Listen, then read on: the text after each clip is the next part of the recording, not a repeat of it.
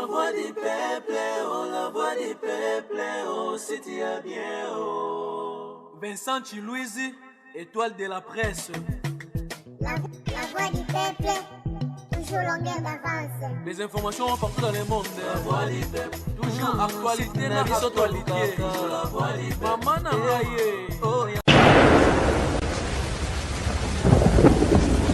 La voix du peuple et la chaîne, pas comme les autres. Très ravi de savoir que vous êtes tellement ébélé à Rolanda Bisso dans un moment où merci. Surtout la confiance où vous continuez à faire Bisso énormément bien. Je pense que l'élo, nous avons un tribunal. Le tribunal, tout solara tout sauf rien. Oh, le tout, les actualités. Je pense que nous avons Moroté, nous avons Vincent Chilouizi et puis aussi na Boutalika surtout tout sauf rien. Oh, toutes les actualités. Je remercie déjà à les boss Jérôme Mankoussa. Depuis Paris, à Val, à Bessal. Merci à Batoba Rolanda Bisso, Dari Diwantesa, derrière la caméra, sur le fond. La Bisso, ça va vraiment bien. Bonjour déjà à Vincent Chilouizi. Bonjour Kérit, bonjour Bonenio sur la voix du peuple. Et puis les non-abonnés, les deux derniers missions autour de ça là, où j'ai senti vraiment un grand retour. Il y a Batou par rapport à Yarutalama et puis par rapport à ma réaction à Batou. Donc je me suis dit, c'est qu'en tout cas, communion et Zos à la peine bien attribution à Bango. Donc voilà, on a souhaité Bango, en tout cas, passer un très bon moment dans moi, ma canisio tout au long de cette émission. Voilà, merci aussi à mon vieux Chico Moucheni depuis Paris, Mboutalika sous bon retour au pays déjà. Et puis, bonne santé, bon voyage, bon marambo tout. Ouais, santé ça va. Donc, na CPL parce que na banota la tribunal depuis mois là. Oui, si quand on a bêta moi tour pour nata la moment mike les gars tous zalaga. En tout cas, félicitations ma casse parce que il y a un débat au sakanate. Par exemple, sur le bama na toile biso na tribunal to ya ko zong c'est la batou mais tout ça moi commentaire na biso mais na comprendre que batou belé ba komi ko zinda siko pena na mudindo pena ya ba débat na biso donc on comprendre que tous ya mututé.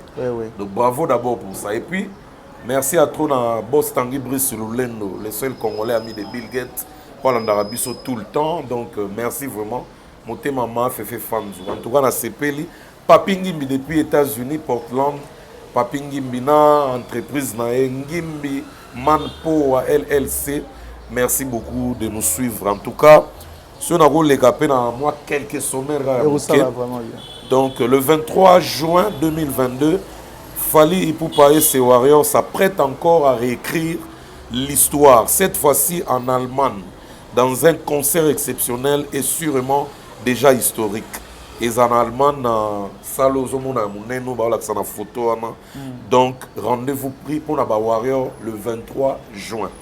Robin Omundibu a déjà entamé sa tournée européenne. Il a déjà à Paris. Donc, premier concert, il a le 6 mai. Donc, lobby, le 6 mai, à Paris. Donc, il y a un Vendôme, à Paris, on est sur le tribunal.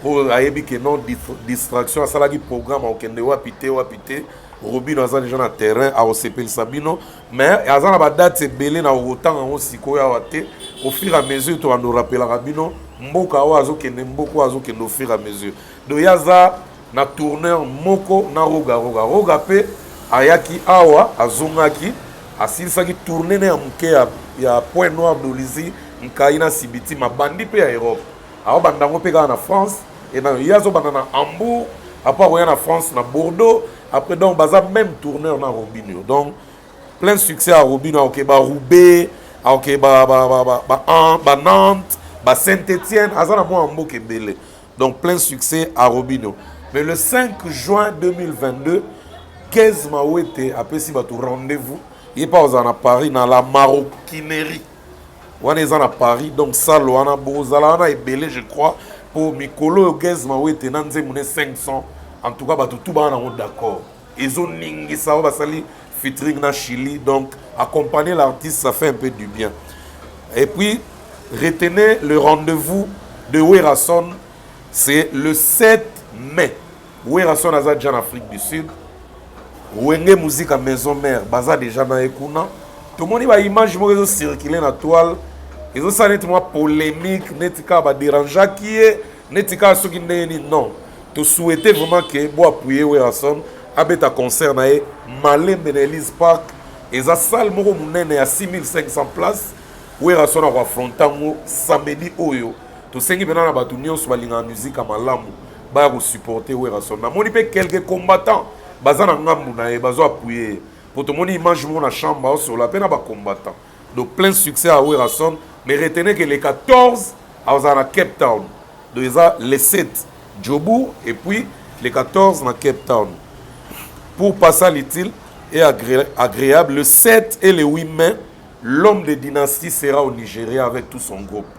Donc aux Alawana au Nigeria, les 8 mai et les 7 mai, rendez-vous pris. Donc Binonion Soro Boza Boulandarapé tribunal.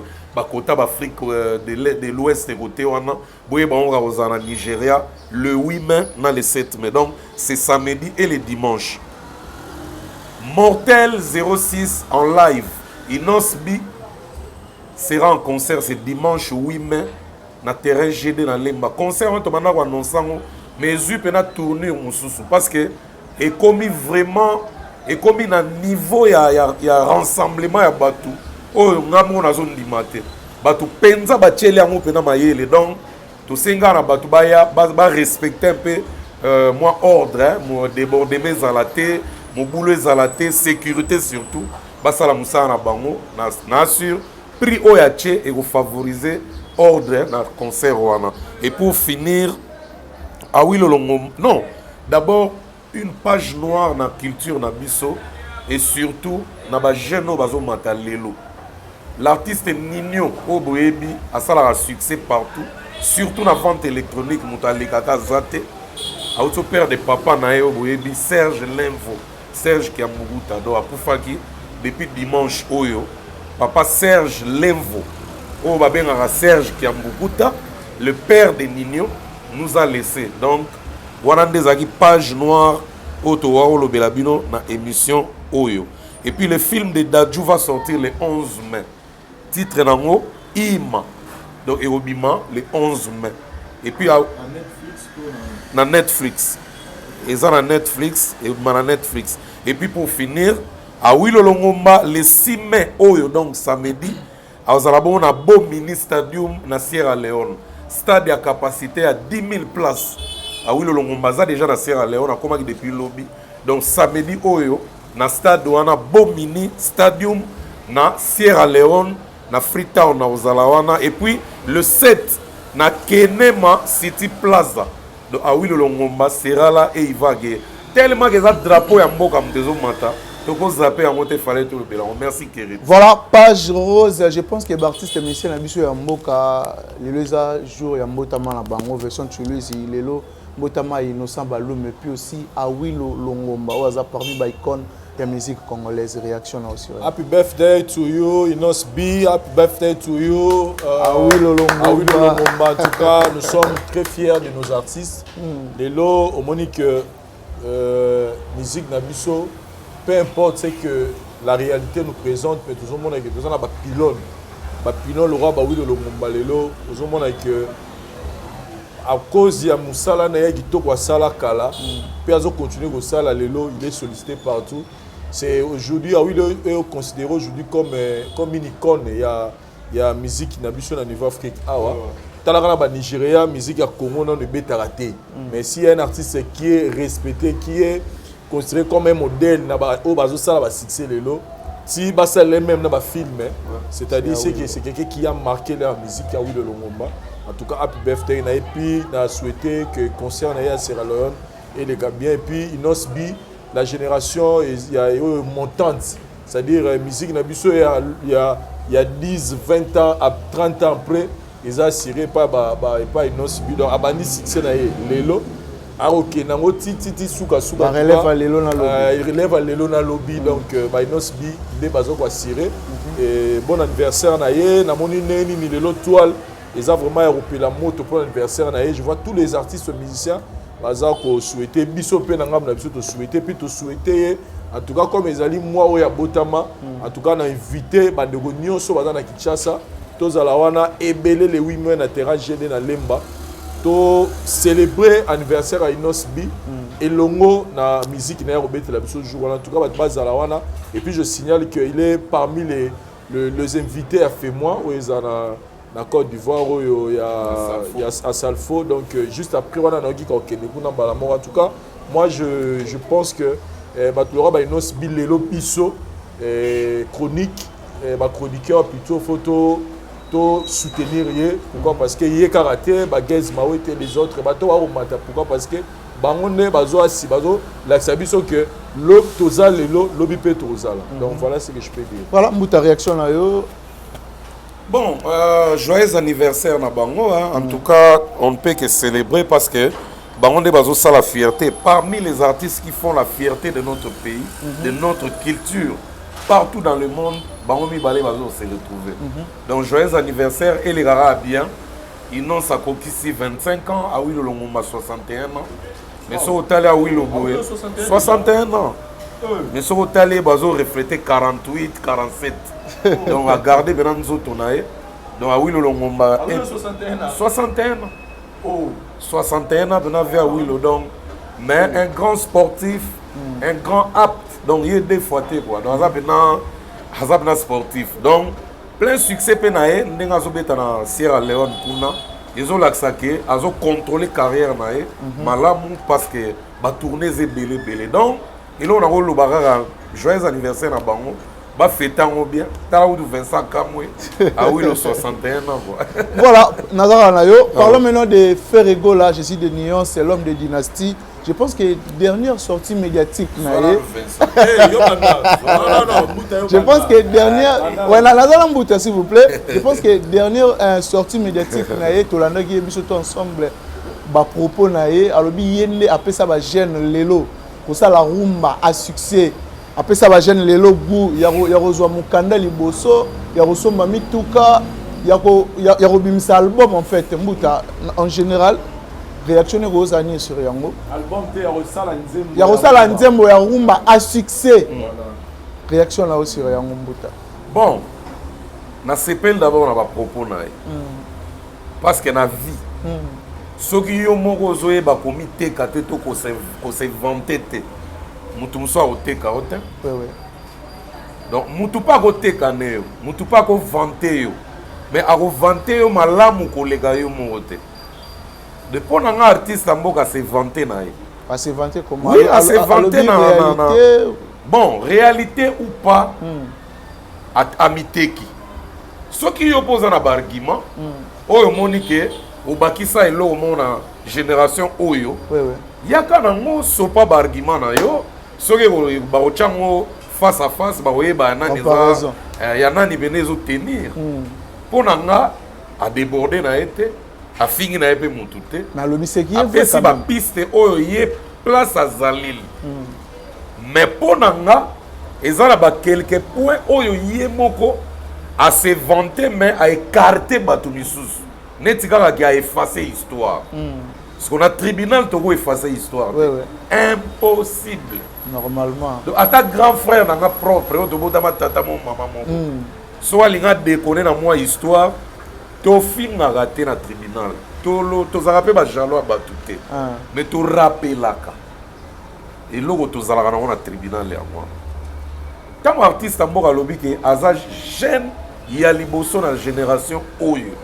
Quand on parle de génération oyo, yé azolo bango na afende to lobela na kin en termes d'âge, ba âge na biso oyo. Parce qu'il y a le bagage beaucoup. Bah âge na biso oyo. Oui oui. Donc so to bina nenga ba âge na biso oyo. De to cha ba Mutalika su, to cha ba Fali, to cha ba Seleyo, to cha ba Pompom Yake, to cha ba Pati Pacheco, to cha ba Gimoler, to cha ba Emelia, po Emelia pe mukolo makasi te. Ya Emelia na ba lempela ra mukolo. Donc Emelia za de peka na génération na biso. Mais bango bakoza ba yaya génération na biso. Ozomona. Donc à se vanter bien. Mais à bosani pe baye oyo basala pe ba marqué mais alinga e façon e sali malamu te. Expliquez biso. Bango pe bana ba fanatique et puis yé moko pe à consommer ba œuvre. Quand il dit que na jeune oyo a liboso asala rumba oui Binissa Irenia à succès à succès oui Binissa Irenia à succès ngara zomona nanu pompon miyake na 97 l'octobre que pompon miyake nda pesa goût en fait c'est pas ça peut goûter à chaque titre dans disque na ba nouvelle écriture oh ya na papa do album dans Bruxelles les références et na Chagi Charoufa tout le monde sai ya chanze bobo wana jansi mama ok yebanazi to kanaki Irenia ou pas oui pompon à la génération absolue jansi wana eza sebente eza rumba et ça la succès de ceux qui na ba moment lelo mais les ana ba téléphone ya batutu nakolela dakolela yonga leo tout le monde a ébi celui to longwe wana kaka na même nouvelle écriture une année après avant que tout artiste amboka chanzemba vita imana na marché basala nzembo moko ya venapso nani venapso ya comparateur des ailes mais muto ayemba yango esala succès Pati Pacheco recours na koti si recours penazie eza seben to eza sukous eza rumba Irenia ou pas Irenia donc tout le baquet artiste amboka bosani jansi mama na recours Irenia ça ne coûte rien au baquet non naza parmi batu ba pesa goût que le baquet naza le seul eza malamu te pourtant un discours na e yaki moi méchant muke so azo attaquer mo mutu aye ba ngé ba victime ba ko ebele et pourtant ezaki malamu te yaza aza leader d'opinion aza censé ya se comporter kaka na malamu po batu balanda pe exemple ya mon temps de sala ka berreur ba émissionner te bota makebele po to ba bato en fait bato baza na succès il faut baza la prudent na ba langage na bango parce que neti na makambo wana déjà côté nzembo azande parmi bato basala ba nzembo succès ya rumba et ceux qui to tche ba nzembo kaka tout court faut te féliciter pe Léo parce que dans 94 ou 5 comme ça 95 si je me trompe pas dans l'album à Dick Rod c'est Léo basala générique on a yem d'animango Vesipa Irenia ou pas Irenia et colonisa qui ça oui Tobina Robisonios. C'est Léo avait, je crois, 17 ans ou 16 ans à l'époque. Donc, ça parmi génération Abisoyo, Abini Sagipe. Tant Abini si pas dit que Rod. Dans 98 avril, on a BBC position de tir. Et ça rumbate. Mais ça tout un album complet.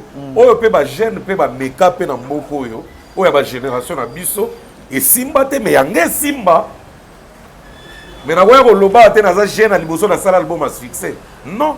Na loba na parmi ba jeune ba oza album ekoti na marché et réussir et kepe ba et même pe biso ba tourner et sali pe ba makambo na ba hit parade. Fona beta tolo mais na chape ba à l'aise dans l'environnement. Oui. Si on a été mal à l'aise dans l'environnement ils ont mabé. Pour Doudou qui binda pe ba sala pe groupe o e colonisa qui ça na disque te mais na ba concert et tu as pu ouénger Pandi Likolo, na 94, 95, 96, batutu ba ebiango, qui bindanko. Donc tout le bagage que nos artistes a gagné cohérent dans maloba mais na vie erreur et humain nous mestre. Donc erreur is erreur humaine. Il y a un peu na ko loba net en terme lobi su nini. Kozwa mukanda na poto voiture à malonga. Bon kozwa mukanda na poto nga na boko tsango na débat po eza na tinate na ba musique. Bon, ça n'a rien à voir avec ma musique.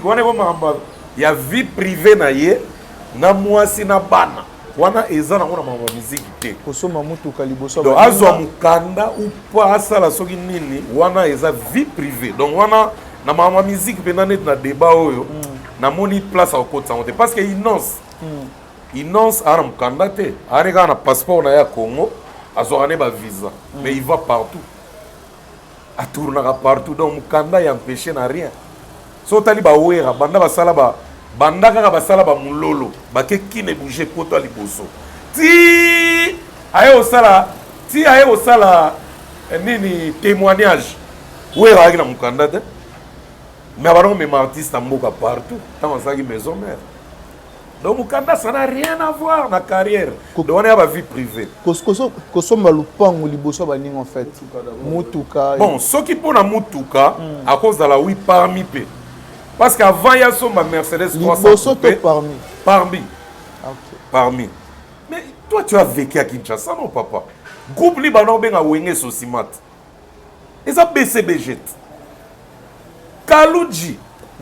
Na 99 tant ba kabwani na 99 wana we ba karba ya non Emeli awaza na ba génération na biso ana 565 papa kutu na section muke wenge maison mère na 98 wana ba sala studio na ndiaye ba sala intervention rapide wana nga position de tir ya na marché parce que ngana wenge maison mère tozana ti tata moko mama moko de tozala tout le temps bango tout baolandanga bayebi ba Lacoste donc tovandaka na ban Lacoste Bill Clinton nayebi onde Bill Clinton jour azalaka na fièvre analoba mingi te Bill artiste mboka tata vena biso Vanganta Mawera Seleo nana ni susu ondiye na moko Christian Mabanga tovanda na ban wana ngasi kona akina bitisi tovandi na sexaka so neto beta biso masolo na todo sekase na Jean Goubal voilà Jean Goubal aza una guitare na ye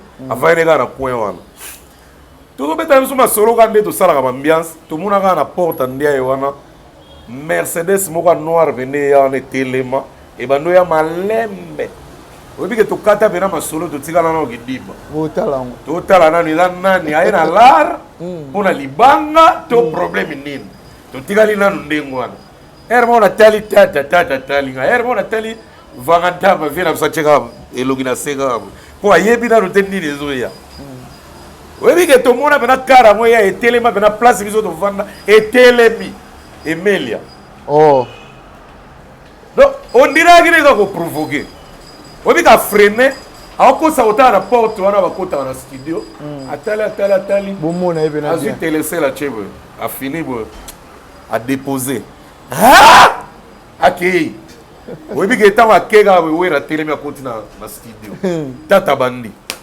moni mama te kutu baloba ina nute akei wa wera chega mutu na se a tourner kota skia nini ya lingala facile kota nzeta manga wana azui siko allure akomaka na porte ndia wa pesi wileri akei webi ke wera telema kota loba rien tata mbala mo bandi moni mama mango naebisa bino boluka basi ya valeur naebisa bino boluka basi ya kitoko bapesa bino bambongo bapesa bino mituka boyokaka te yango na bino nde toke poto boye wakoza kidiba nga na koboma ye boni boyeko oyo eza wenge obike biso tu totikala kidiba no totalaka tata ndenge azoloba emela soki wenge muzika maison mère batutu baolandanga oyo tozalaka jour wana bayebi ke ngamba na oloba jour yango ba reconnaître pe lisolo eza mauvais souvenir ya un des mauvais souvenirs tozalaka nango jour wana mpo basilika basepela te mpo na biso nyonso nde tozalaka wana Emelia ayaki kotante biso do ayeba ke to na studio ayaki koaffronte biso mpo ayebi ke moto wana Carlo ko aya zaki so ntango artiste mboka alobaka ye jeune na liboso apeya 300 coupé mais Emelia ayaki dana 560 papa ya noir siko nani apeyaka cher liboso siko na mama bapale sikoyo te na mama bapale mpena lokuta mabe nayebi mpena bandako baninga mosu te mpo eza na baartiste mosu balobaka te est-ce que Gibson Butukondola apeya ndako na ma campagne kala oyebi kaka na bapremier voyage na bango oyebi ke mais c'est vrai apeya ndako na ma campagne ya moke eza na ya monene te boma campagne ya bakote ya banini bakota ba Cardozo mwamba ya lokwa oleki neti kan lowa no kota ba Cardozo ba quelque part wana mizanga ma campagne eza ya campagne te eza ta campagne te eza ma campagne tongo déjà bandela oloba na bingana zo rêver na koma bote kuna ya koma déjà yebe na pe ya tongo donc Emelia enani Gibson Butukondolo azalaka na ndako kuna asombango kala me nayebi nde anete eza na bajeune mosusu mpe basalaka musique basalaka mpe bacope basomba mpe bandako me baloba te bazali Moi to ke de refouiller ba vie na bango exact parce que ba misu ba botama bongo te ke fo boyeba. Mais soki to mona ya ye liboso ba tutu, il a raison. Il n'a pas tort. Et pas même les sous-moutés. Et puis pour nga lobby bien. Pourquoi lobby bien? Et ça pour encourager bato basala misala pour bazaba bazoba revenu wana. De pour nga artiste a vanté, a se vanter na e. Ko se vanter na ndenge na biso ya culture boy. Et ça publicité mobimba. Ozo sala. Et ça le roi Falipe. Ako ya pe ko vanter que na 5e na génération na biso. Ya ba âge na biso. Moutali bosso même groupe na poto ba beti salle mythique Olympia. Mais c'est Fali. Na 2007. Fali na ba vanter belo yebi. Ako ya pa lobi oh check. On dit que jeune na liboso na ba âge veut dire quoi? Check. Wa beti Bercy. Après ba vie, on dit que anga. On dit que to ndim. Pour à part ba vie, jeune na âge na biso na beti Bercy. Fali. Donc na koloba mutu na mutu azana ba vantar na ye ya ko sala selon carrière na ye na ndenge tozo vivre pour na ko encourager ba o bazo ya lobby. Obi ke Fabregas pa go ya pe obi ke na ba ajo ya ba jeune na ba vie na biso oyo ngana ba parmi banantsuka mutabeta pe titre moko à succès Yamado et sala pe maman na succès na kati oui inos pa go ya obi ke ngana parmi na génération ba vie na biso ngai mwana na bango na beta pe yo pe eza na ba plus de vie koleka bato tout na Congo donc mutu tu aza na vantar ne mo ya osala oyo boko monele mabete de bato ba ko ina artiste mboka ce sont que des jaloux mal placés o ba ba rotanga ko sala lecture ya maloba mutu te donc ya se vanter na ye c'est à toi maintenant de venir vanter de toi en donnant tes arguments pour ebundana ye. D'accord. Donc, Moutouna Moutouna, c'est course au pouvoir. De Ponanga, bon, je les félicite. Voilà, façon Chilizi. On va que c'est ça, Nina, Mouta Lobby. En tout cas, moi je dirais que c'est un sujet, il y a débat. Moutouna Moutouna, peut sa point de vue, selon lui. Na okota, n'a pas pensé à faire été. Mais selon moi, personnellement, j'aimerais peu qu'on analyse. C'est vrai que Mboutawa a expliqué, après si na ba référence, na ba temps. Mais si on a la côté mouké na passant il y a Ferré. C'est comme si Ferré là loba ki ango selon moi. Ça dit il y a talaki guerre ya ndoulé parce que moni là maison mère rebotami. Maison mère rebotami faut y baguer ba emelia ba fan de ça dit wenge BCBG bazaki na vitesse mususu par rapport ya maison ezaki le rock ça sika parce que ba emelia ba fan de ba kaluji et les autres bazala déjà ba kenda déjà ba poto ba vandisa déjà ba lona déjà ça dit bango bazalaki déjà des bateaux ba doit représenter. Mais dans l'eau, il y a une musique à maison mère. En tout cas, netinga, personnellement, c'est vrai que 97, si on a calculé, là, où il y a la deuxième CO. La première ou deuxième CO, c'est la bonne sanité. Donc, ça dit, faire, moi, personnellement, qui est un musicien comme on est faire go là. Mais il y a na wingete. 4 fois, il y a na maison mère. Donc, il y a faire star na maison mère. Tant vite à imiter. Et bien déjà pour vite à imana. C'est-à-dire tu es déjà là intervention rapide et y aura la bana. Tu es déjà fait rigolo là et puis on a avant même sortir là ba conseil on a ba plein air dans ba terrain. Tu es déjà fait tu es ba beat tu es ba musicien. Mais quand ba moi ezaki par rapport il ba musicien au wera ici. Vous comprenez? Surtout que na ngambu ya to ke siko na ngambu ya guerre ndoulé. Ça dit bazaki na moi boy. Maison mère na BCBG. Donc BCBG déjà talaka ko kabwana ya maison mère na ya wera na JB malamoko BCBG Mikil. Il a fallu il a dans la contrat Bataclan. Ça dit ba dans la vitesse maison mère wera sengana nous faut to kangisa chant to lugana no ba recrutement tout donc il fallait constituer encore donc na nenga comparaison ko ça na comparaison na Maramo et Salamaki, donc ça dit faire. On a réfléchi. C'est-à-dire, il y a la sikoyo. Tant banema Bandi bena maison mère. Koto yope et umelaki te. Koto yope kofi banani ba modogo ba banani ba modogo pe bakendaka ko ba modogo ba samba kei ba fali ba ye. Vous comprenez? Ça venait de plus. C'est-à-dire otala makambo ndenge nini bandelaki BCBG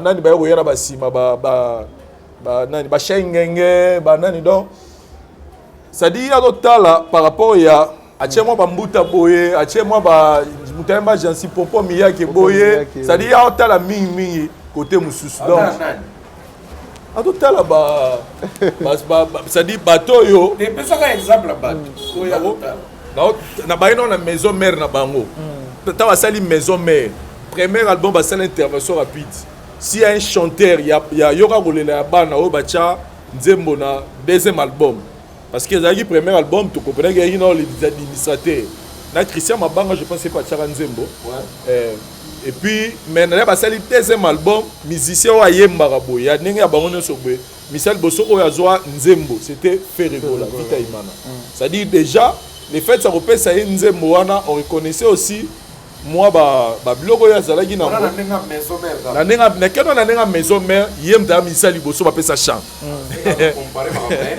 siko so toke na ndenge ya libanda so toke siko na ndenge ya libanda toke bakartier la terre tokende suwa borkestre mpe omoma motu pasi ngana olinga otala bena wenge BCBG te ngana otala wenge BCBG te poni parce que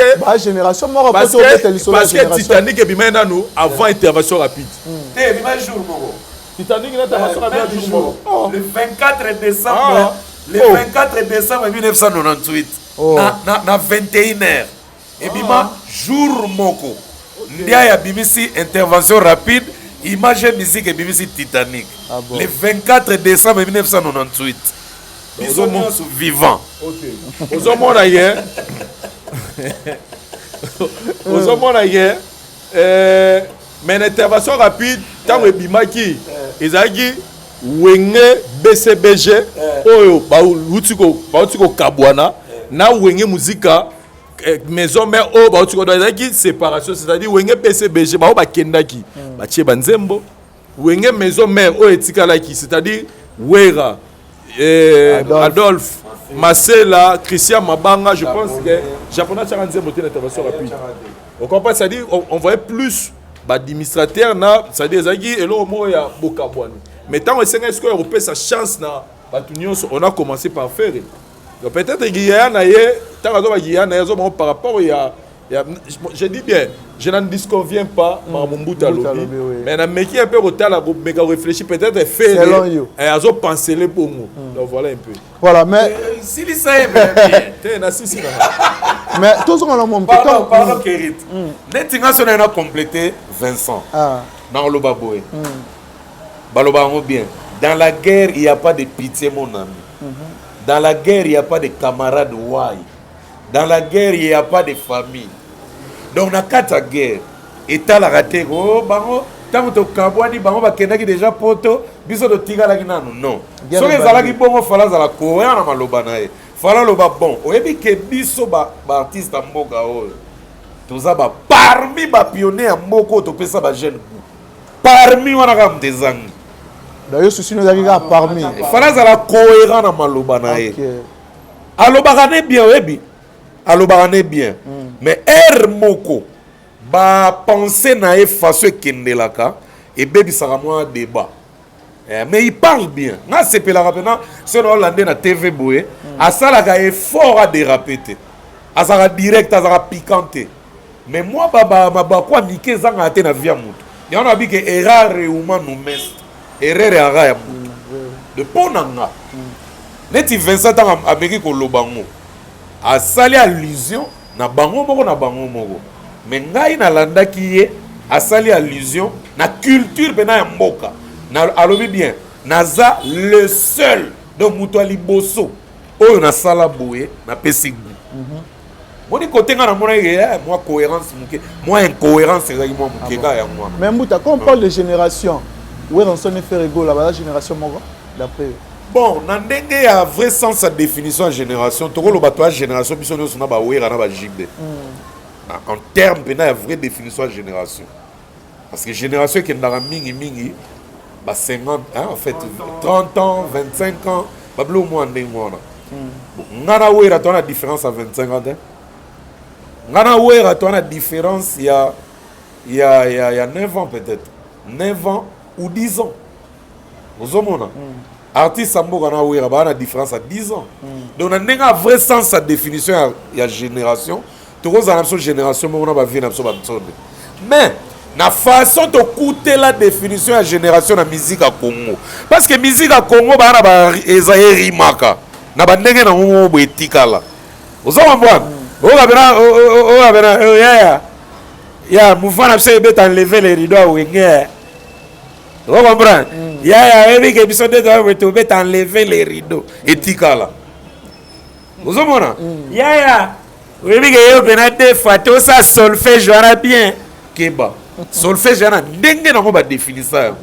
Mais dans le Congo, tu as un bon. Oh, ya. Vous avez un single à 4 chants.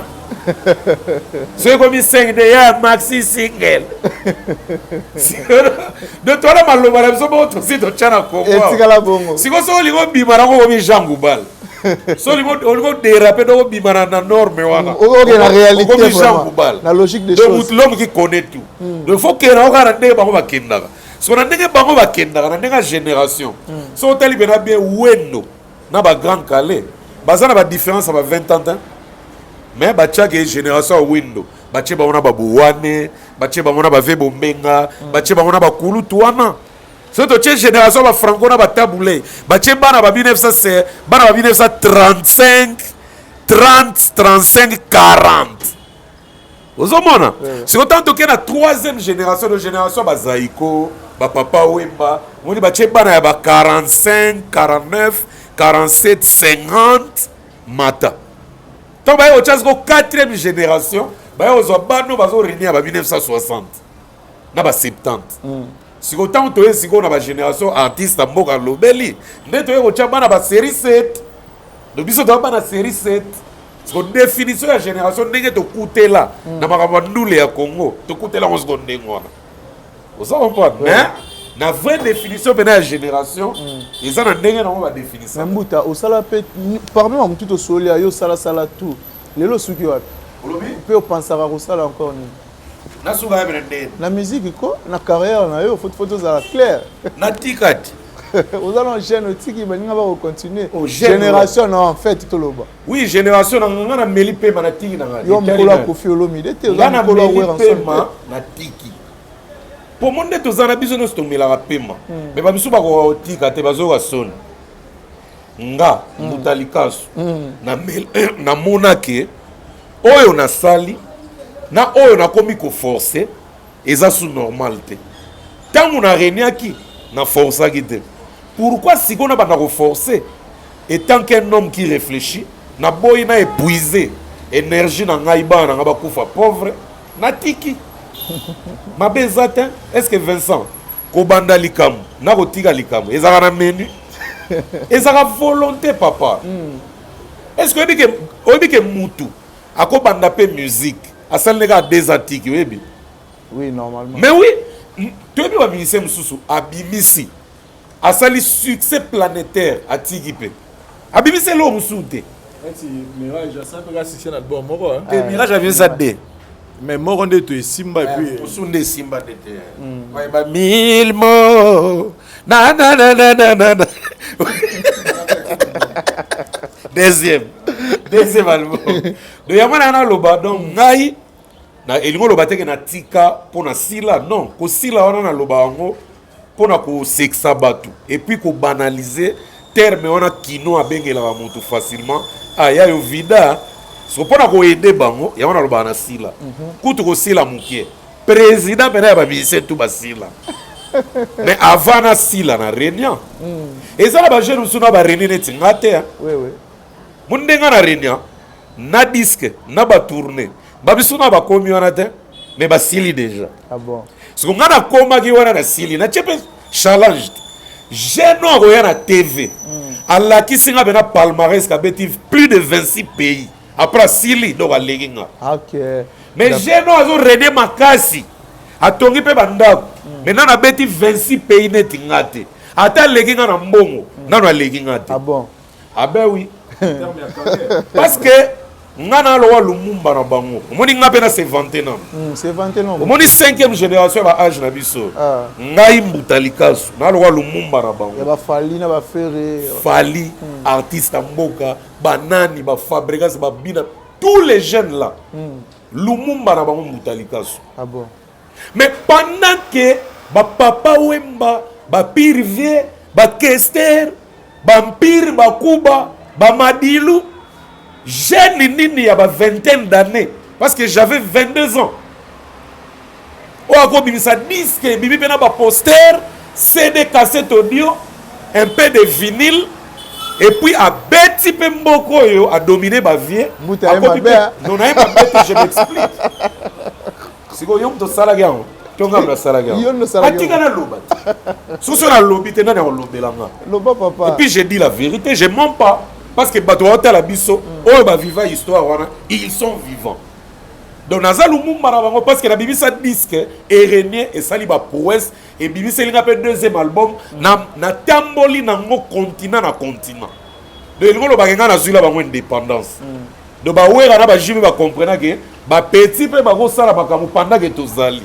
Donc nga Naza Lumumba. OK. Et puis il faut retenir Lumumba tia kufa azwa mbongo ndenge mongo tena mobutu Lumumba tia kufa facha lege na la de longo lo bangai na zwila bango indépendance ba album bango bangindi eza mapete nazala jaloux mutute ya on a sala à tribunal parce que nazala jaloux mena mona na tembe na vanda na ba Vietnam to ba Nouvelle-Zélande na sa bilanga mais oui parce que na tika sango que mbuta comme mystère à mona na raté. Ah bon? Mais ceux na sala ra boye pona na humble et puis je respecte les uns et les autres. Aux hommes t'inquiète en fait. Jamais na zala keto. Voilà, Ferregola a annoncé biso à Robeta na juin chaque club au batutu en Rosela donc même un événement aussi.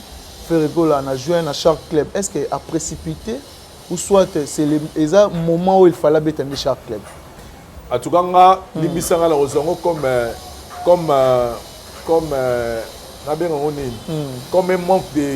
un manque de respect. Par rapport à quoi? Par rapport au lobagé faire précipiter Robert Char. Est-ce que c'est le moment à Robert Char? Mais faire gola déjà fallait mettre à 25 chars. C'est-à-dire il a toutes les potentialités. Robert ma solo d'être aux na Congo. Si on tient na Congo awa to tient na banzembo. C'est-à-dire faire na banzembo et belo sur a micro boy batu ba oyemba. Faire gola à la public na ye oyelanda kaye. Faire gola il y a maison mère Tilelo. En tout cas il n'a rien ya kolobakeo qui a pressé. To a précipité non. Faire dans la tube na mboka oyo Adolphe Chilamwina.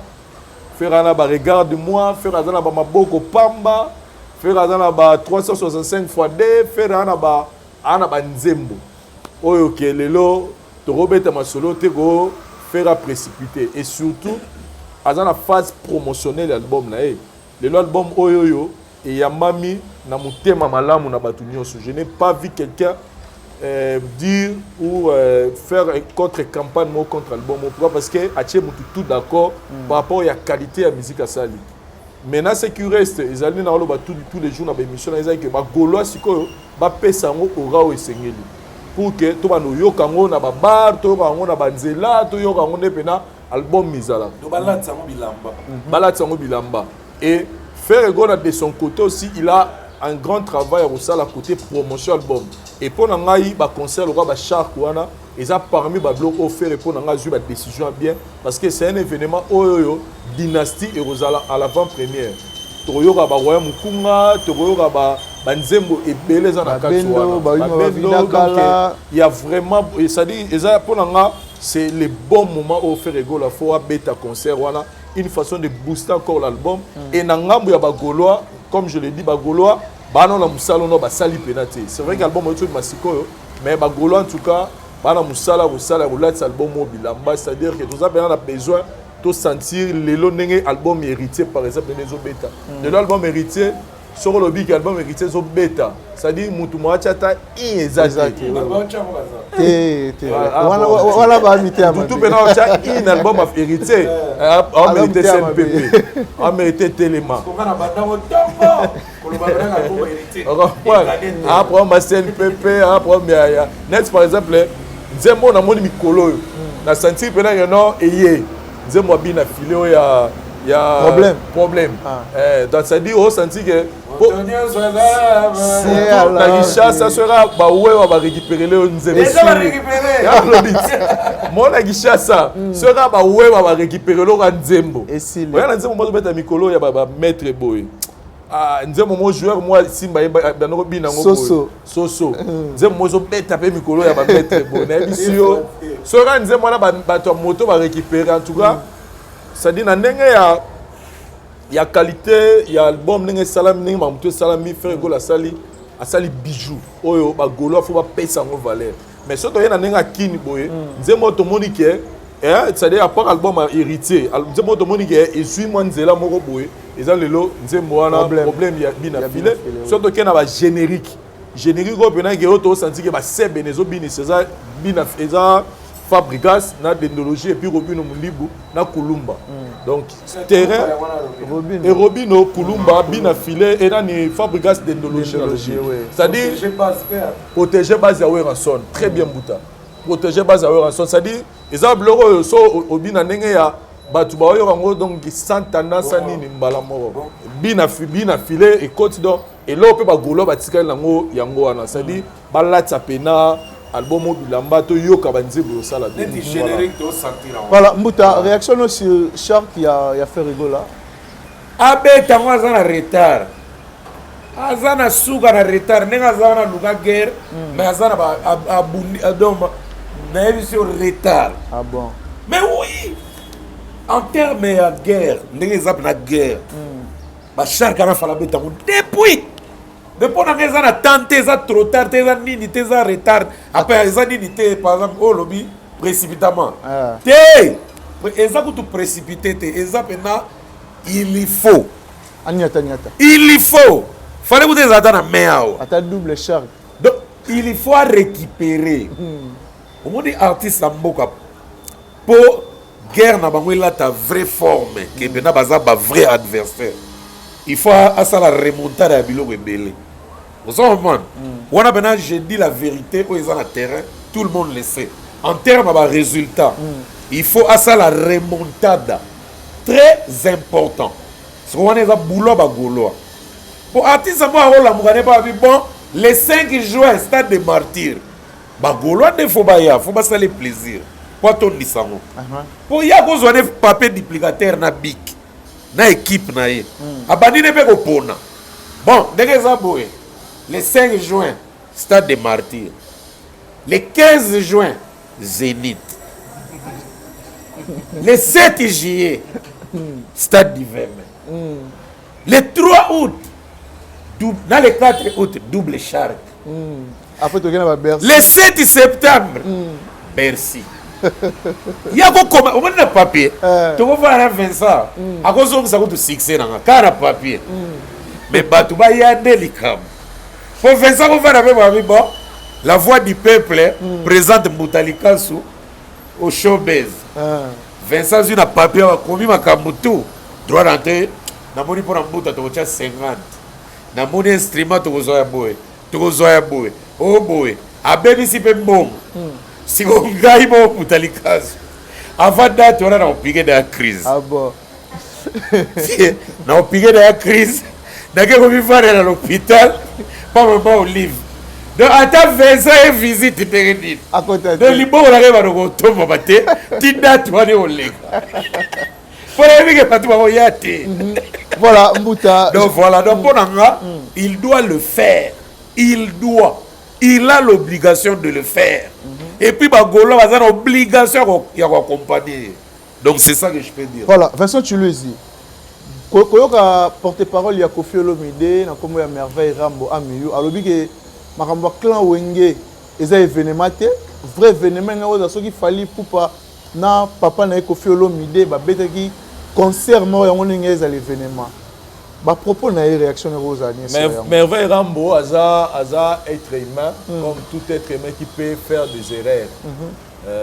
Donc le babon des erreurs par rapport à ça. D'après Vincent. Ah.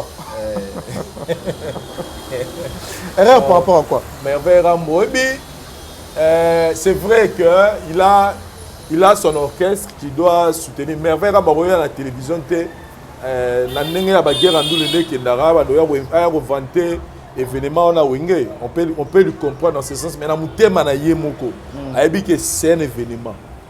Comprendre? Biso zwaka tala karibu variété oyo balekanaki dimanche passé. Zwaka forme émission wana. La réalité ka fala le makaba pas alors na ngepé sa sous couleur moko boye et puis Blaise Boula pe na mona yete Blaise Boula pe na mona yete peut-être mais je vous dis que moi ça dit muto azala na muto yoka musique ya wenge 4x4 tout terrain nous dire que ce n'est pas un événement en tout cas. On comprend la position de Merveille Rambo qu'il peut que faire la promotion de Koffi Olomide. Ah bon. Parce que il faut que Koffi n'a fallu ces événements. Je répète, Koffi n'a fallu ces événements. Parce que Koffi n'a fallu. Il fallait abîmer pas Koffi. C'est-à-dire, pour fallu pour pas. Peut-être le niveau va succès dans le Fallait te ébailler, tu pas un événement. Fallait te bien fallait pas à Koffi Olomide. À ça succès pas Koffi. À longue ça doit ça succès na Yemoko. Il y a eu des problèmes auto yebi entre Yena Koffi. Si à un moment donné tu n'as évité nombre de fois oh fallait na Koffi ba kubata podium moro. Et le premier événement oyo azo ben événement ya fallait na Koffi et ça la mara période oyo Koffi matanga na podium fallait na nous le monde à Brazza. Oui. C'était la première image où tout le monde a colomé a fallu tout le monde a même podium na Koffi Olomide. Oui. Vous comprenez? Très bien. Kolobake, tu vivre fallu na Koffi na couleur moussous après fracata après danger de mort na album moko oui. Voilà tu osé on a liste moko total là bon. Papa moi après tout ce qui sont devenus aujourd'hui et vous allez explosion en Afrique. Voilà des événements.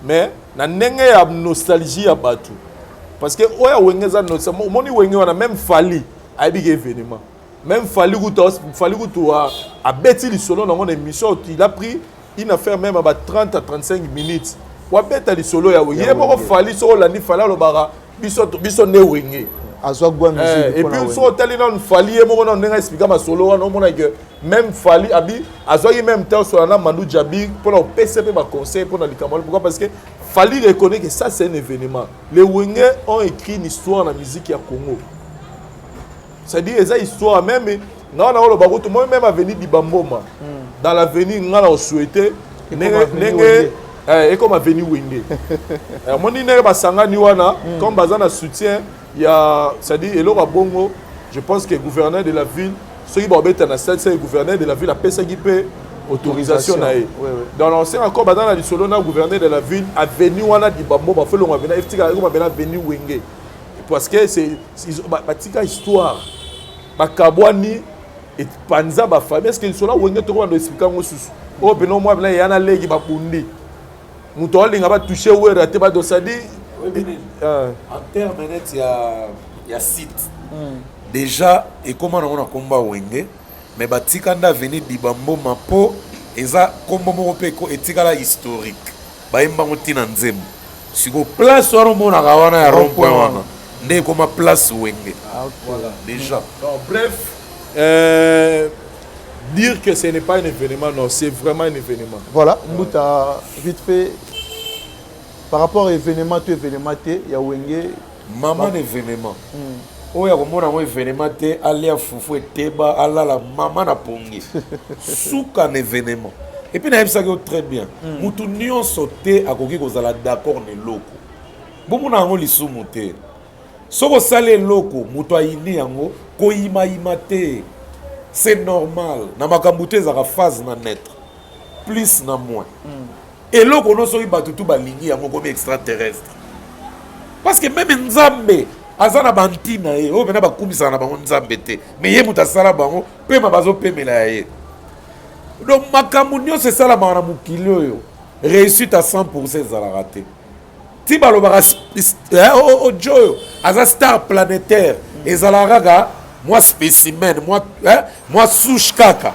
ezalaka mwa symbole jamais moto azala star planétaire à 100% aexista te yo ozala star planétaire kasi oleka Bill Gates na mbongo okoleka même soki meske bu soki nani wauti osomba tie nini wauti osomba Twitter l'homme le plus okoleke na mbongo star planétaire d'où le globe terrestre te consomme papa wana ezalaka mwa symbole balobaka star planétaire yango moni soko osala eloko moto abude koyina moto wana te il faut bato akobude bazala mpo ozala humain parce que oza extraterrestre te ozomona donc mpo na nga mbuta eza suka na événement alors mpo na individu oyo alobi bongo eza non événement alors il a ses raisons nga mpe naa na baraison na nga voilà donc mpo na nga eza mama na événement parce que bato tout oyo balelaka wenge mais ngai kaka erreur nazomona basali na sélection erreur déjà dorénavant na classement déjà yebango ke médiateur na bango aza te médiateur oyo accompagna baalbum na bango banda ki kala ibwing donc deuxième album ya poto kala ibwing ti bakabwani Alain Pela en tout cas raison nyonso nalandaki na tribunal mambolobaki oza vraiment na raison na ye eyebi kaka ye moko et puis il n'est pas obligé de venir il ne l'est pas oyebi pourquoi parce qu'aza na badroit na ye de toyina ye te po mutu tout akoki koadere na idée to na projet comprendre donc soki akozala nga pena na ovanda pena parmi baban liboso nga na kozala wana soki akozala te eza déjà mwa mini décadence mwa décadence ya moke mais mpo na ngai soki akozala te en tout cas soki artiste ya mboka azokende te de son propre gré baluka ye babende l'événement couvrir les fils Mpela mpo nga nazokamwa on a présenté Séguin na Caribou Varieté aye wana baprésenté ye mais Sega ya nzela mona artiste ya mboka na wenge te et puis Sega abeta album moko te na wenge abeta album nini aye kobeta nde après séparation artiste ya mboka pa yemba album moko te ya wenge mais baande mona Séguin siko pourquoi baprésenté Séguin artiste ya mboka aza dans l'oubli dans les oubliettes il faut pour manda pe atena ba discours contre ba vie mais ba pardonner ceux qui paient artiste mboka azala mal à l'aise atena mo ba discours contre yeba mo que papa Chéra za vie na de ça peut peser et puis na mon inconvénient mon côté o ezo sala que artiste mboka bete la vie wera tourne palente qu'est-ce qui empêche parce que ça parmi les éléments wana et puis moulala danseur ABC mais moulala phase là parce que c'est les danseurs emblématiques ya wenge à l'époque ya Ndombolo tiba bema poto ya kenda poto na wenge ba refula yende makenda poto na wenge ozomona et puis moulala za apte il est toujours sur scène na sepela ki na moni Fikare mais na sepeli tendenge na moni japonais te parce que japonais wenge muzika BCBG 4x4 sebe ba betela générique ya Ndombolo ya fait de l'amour eza sebe na japonais bien que bakaba mdabeta na studio japonais tanga no beta ba concert a wenge na nzembo ya daida Jésus yem tanga beta solo wana na ba concert Burkina te makaba te Fikare te mais na album Fikare mtabeta mais na ba concert ba motikela mo japonais so kota dondola agara sebe ni moko kotsa wana bakoka ko imita mo bien te walai ba imita mo bien te na tala ba ndule tout ya wenge après kolongo ya japonais de ya BCBG na ya maison mère Bon, enfin, il y a BCBG pour moi, bah interprétant solo japonais en a bien été. Le japonais peut d'office, ça très utile.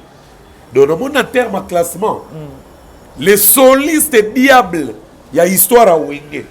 Basta les Foraya, Burkina Faso. Voilà, merci beaucoup. Donc, en tout cas, pour un côté classement, il y a moins perturbation. Marie-Paul. Roi Soleil. Est-ce que Marie-Paul a débat ça net? Mais Marie-Paul a premier médiateur à Wenge, n'a pas l'album à poto. Mais l'album à qui ne bouge pas à la médiateur. Marie-Paul. T'as yoka cœur wana. Donc a pas l'album. A participer à l'événement Wenge. A kenda poto na Wenge. Donc Marie-Paul va ignorer. Na yebi kazaka bien na batou. Na moni bela Rico Kokutu. A ça matin na podium à JB. Donc c'est que JB déjà à côté d'Ari Koko na makam. Na on est tout monde ba sanganité. Baza important. Pour événement les a Wenge à qui ne bougete. Les a Wenge en général. Donc banda mulolo ti séparation. Eza ya ba aimé boangate. Eza ya banda mulolo ti séparation. Donc Rico quoi important, Marie-Paul est important. Voilà, Mouta, je pense que éclaircir Batunio sur le mot de la fin, et puis salutation à Batou tout en tout cas, mot de la fin, ah oui, Zalara, ma banga, Clarisse Tanga Mouye, Bimote Maguilen Nante, Maman Evers Bell, G-Wave, José Konda, très bientôt na Tanzanie, na Dar es Salaam. Donc G-Wave, José Konda, na mouna yengo accompagné à Willo Longomba na Naples. En tout cas, les gars, qui très bien, merci vraiment mon frère, Fais Zalara Boé. C'est que na Tanzanie, nous les Robetama. En tout cas, na Naza Pena Yayo. Les boss Robert Moukoka 277, n'a pas essayé de trop depuis Cape Town.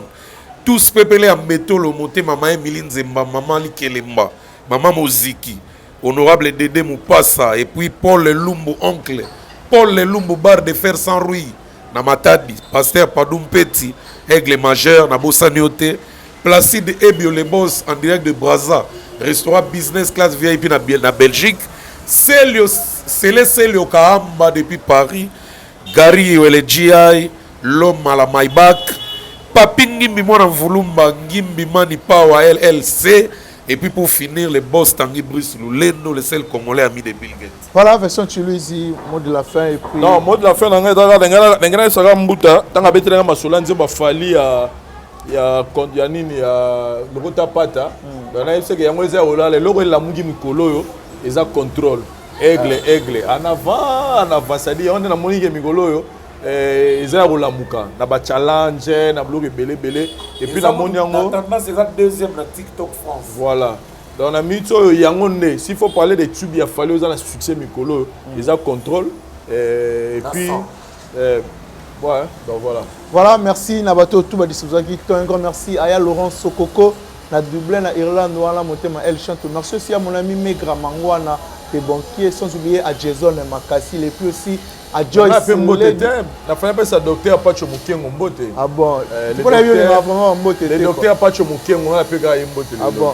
Merci à mon ami Joyce Lady, la fouine, mon bien. Merci l'équipe technique Mobimba, la voix du peuple. Tout le monde est bon au prochain numéro. C'est votre frère, Père Condé Israël, que le bon Dieu vous bénisse. Siloé 2022, et un événement événement sacerdotal prophétique pour la bana liboso, aîné de la famille, responsable de famille, vous avez invité à événement oyo. Et ça 23e édition. Tout ça là événement pour la bana liboso, pour la responsable de la famille, pour la bateau ba cas résistant, pour la bateau ba condamné bango. Condamnation et quoi à chaque événement autour salaka. C'est quoi événement autour autour salaka à Paris. Alors évitez les aïeux. Aîné de la famille, yon nous invité nanga responsable. Yon tu vas condamner na sortie sur maladie aux invités nanga. Torosala le 18 juin bomba datsuana. 16 rue Descouvrier 95 200 na Sarcelles. Place événement ya bana liboso et ku salama.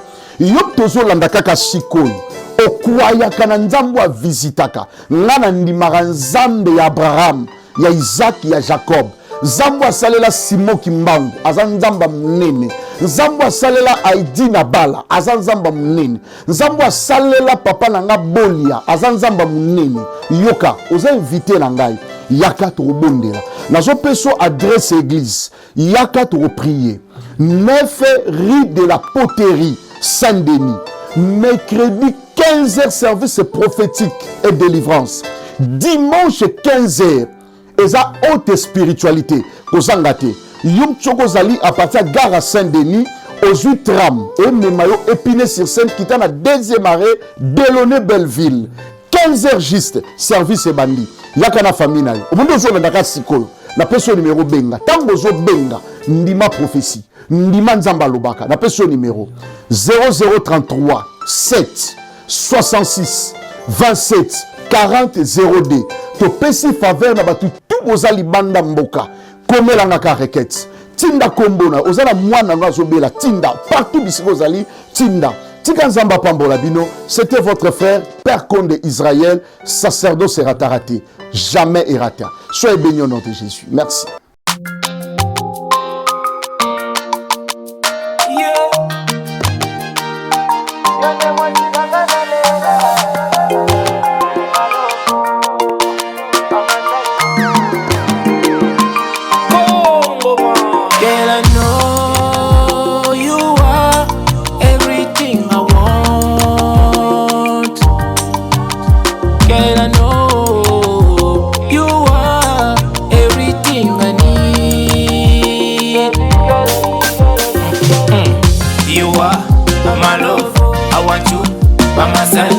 Tell me if you ready. Your name was Sinangana Leila. You are my love. I want you by my side. Yo, tell me if you ready. Your name was Sinangana Bona. Bonita, I promise I did it. I check we finally getting married today. Certainly you gon' treat me good. You gon' love me till the end of a time. Today's the day we been ready for. Today I been working for. Keeping it real, we been doing good, girl. You and my girl. Girl, I know you are everything I want. Girl, I know you are everything I need. You are my love. I want you by my side. Tell me if you ready. Your name was Sinangana Leila. You are my love. I want you by my side. Tell me if you ready. Your name was Sinangana Bona. I'm the one you need. Surely I got you all the time. Doing freaky things for the rest of our lives. You name my baby, you. Motema gaga yo, mabanzo gaga yo, your name was Sinangana Leila. Napona. You are my love. I want you by my side. Tell me if you ready. Your name was Sinangana Leila. Girl, I know you are everything I want. Girl, I know you are everything I need. You are my love. I want you by my side. Tell me if you ready. Your name was Sinangana.